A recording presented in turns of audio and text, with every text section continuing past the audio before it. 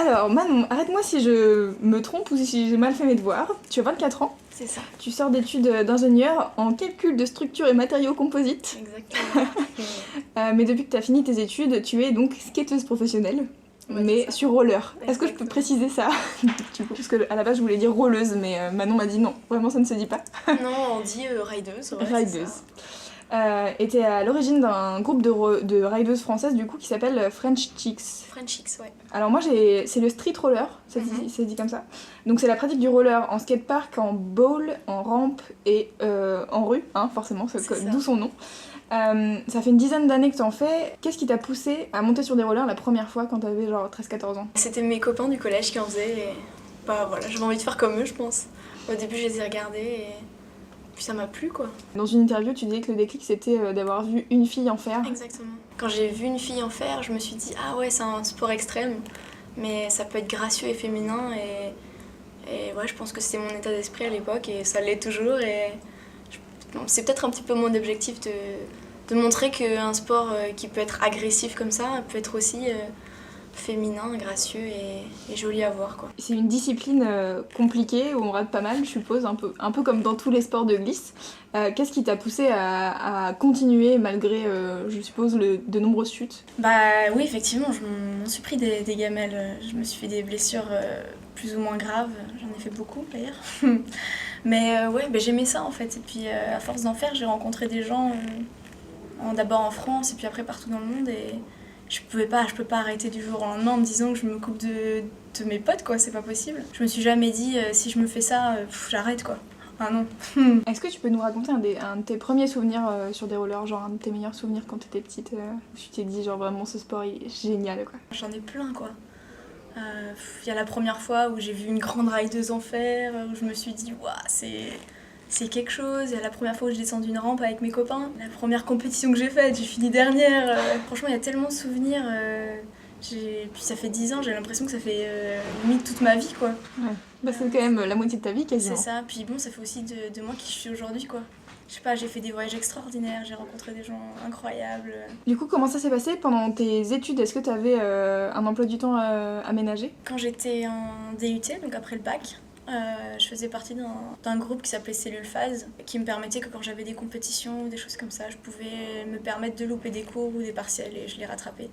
Ils étaient au courant. Après, j'avais pas d'aménagement de temps parce que j'ai pas d'entraînement, j'en ai jamais eu d'ailleurs. En école d'ingénieur, comme j'étais en apprentissage, bah, je me suis débrouillée toute seule, quoi, parce que j'avais le travail à côté, donc bah, mes congés passaient dans les compétitions.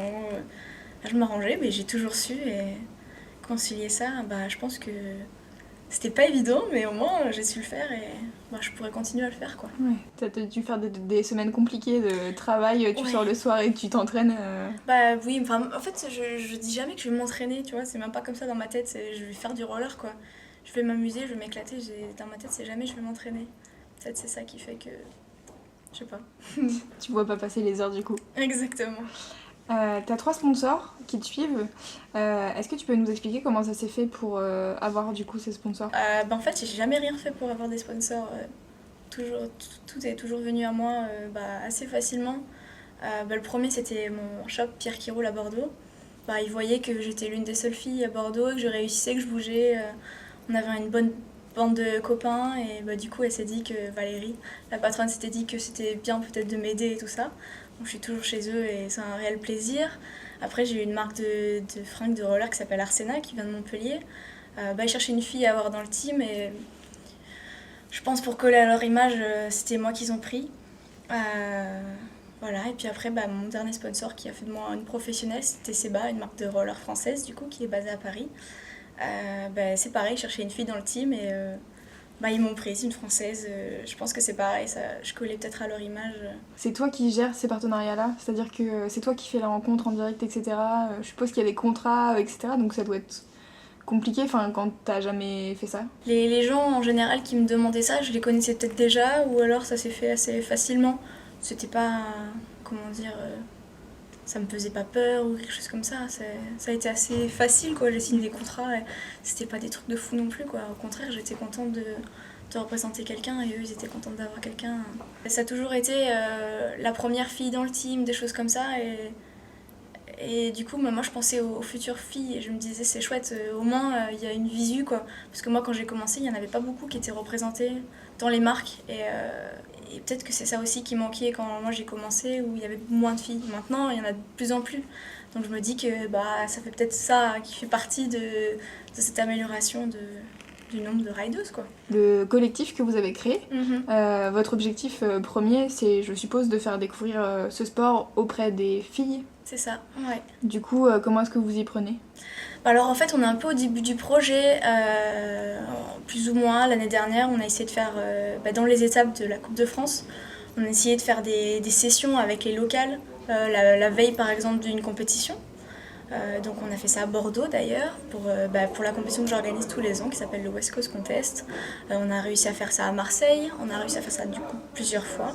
Et toujours, c'était les filles qui étaient en club sur place qui venaient, ou alors pas forcément des clubs, mais des rideuses locales qu'on essayait de contacter pour qu'elles puissent venir, skater avec nous. C'est un projet qui est en lien avec la fédération de roller, qui nous permet de demander aux organisateurs de compétition de faire 2 catégories filles, une pour les amateurs et une pour les professionnels. Donc ça c'est pour encourager les jeunes filles à faire la compétition, même s'il y a beaucoup de niveaux par exemple en pro, parce qu'on le voit, il y a des compétitions où les filles n'ont pas forcément envie de participer parce qu'il y a trop de niveaux, par exemple, où elles se disent que ça vaut pas la peine, qu'elles vont être peut-être ridicules. Plus on est et mieux c'est. Et puis bon, c'est quand on le fait la première fois qu'on trouve ça sympa et qu'après on continue. Donc ça, c'était notre deuxième objectif. Et après, on essaye d'être le plus en plus visible, on va dire, pour donner envie aux jeunes, voilà. Enfin aux jeunes ou aux moins jeunes d'ailleurs. Voilà. Vous êtes combien dans le crew?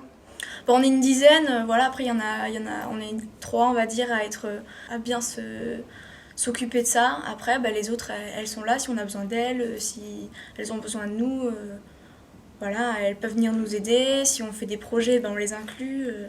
Mais voilà, il faut pas être trop non plus pour organiser des choses parce qu'après on se perd. Mais voilà, donc on est une petite dizaine et c'est des filles qui roulent depuis plusieurs années. On sait ce qu'on veut faire et on sait ce qu'on a envie de donner aussi. Et vous êtes toutes pros dans l'équipe ou il y a aussi des amateurs? Pro, c'est un peu difficile Oui. à définir chez nous parce que les filles, c'est pas aussi développé que les garçons, déjà que le roller est pas fou par rapport par exemple au skateboard, mais on va dire que non. Moi je fais ça toute ma vie, je fais ça de ma vie. Il y en a d'autres qui travaillent à côté quoi. Mais bon, c'est comme moi, ça fait partie de leur vie quoi. Qu'est-ce que tu donnerais comme conseil aux personnes qui veulent débuter le roller? Je dirais que ça dépend où elles habitent. Parce que par exemple sur la région parisienne, je sais qu'il n'y a pas trop de compétition pour le moment, comparé à ailleurs quoi. Ouais, après ça dépend vraiment d'où elles sont et il y a des compétitions, genre nous à Bordeaux, le West Coast Contest maintenant ça va faire la 8e édition et on commence à avoir une belle scène qui vient tous les ans. Après il y a une compétition à Marseille, une compétition à Strasbourg, une compétition à Gap, il y en a une à Nantes, voilà, après c'est, on va dire, dans les grandes régions quoi, on peut se retrouver et faire des sessions comme ça. Après des conseils pour commencer, s'entourer et faire ça pour le plaisir. Parce que c'est mieux de le partager. Moi je sais que si j'avais été toute seule, j'aurais peut-être pas continué. C'est parce que j'étais bien entourée, que je m'amusais et que j'aimais ça. Se protéger, parce que c'est important quand même. On le répète jamais assez, le casque, les protections. Moi je sais, je me suis blessée plusieurs fois et je sais que le casque m'a souvent sauvé la vie. Est-ce que tu peux dire approximativement combien ça coûte de commencer le roller, c'est-à-dire justement les protections et plus une bonne paire de rollers, c'est quoi le budget? On va dire que pour 200 € on peut avoir les rollers et les protections je pense. Après ça dépend des tailles des pieds aussi. Moi je sais que quand j'ai commencé il n'y avait pas de roller à ma taille. Tu dis combien? Je fais du 35. Oui. Voilà, j'ai commencé avec des rollers, ils faisaient du 39, c'était du 39-40. Bon, au début, je trouvais ça pas normal, mais j'avais jamais essayé à ma taille, donc voilà, tout le monde me disait, mais comment tu fais? Quand on connaît que ça. Mais au fur et à mesure, je m'arrangeais pour avoir des rollers de plus en plus petits, et maintenant j'ai enfin du coup, mon nouveau sponsor me fait que j'ai des rollers à ma taille, et c'était Alléluia. magnifique. C'est ça. Du coup, ça a changé ta vie quand Ah t'as ouais, eu des franchement. rollers à ta taille. Bah après, ça dépend de l'âge, ça dépend de plein de choses, parce que si on est enfant, bah, il y a des rollers juniors qui correspondent, du coup, qui sont pas chers et qui sont en bonne taille. Après, si on est un peu plus adulte, plus grand et du coup un peu plus costaud, bah, c'est d'autres gammes de rollers qu'il faut toucher et des fois, il n'y a pas la taille. Donc, enfin voilà, il faut voir avec ce qu'il y a en stock.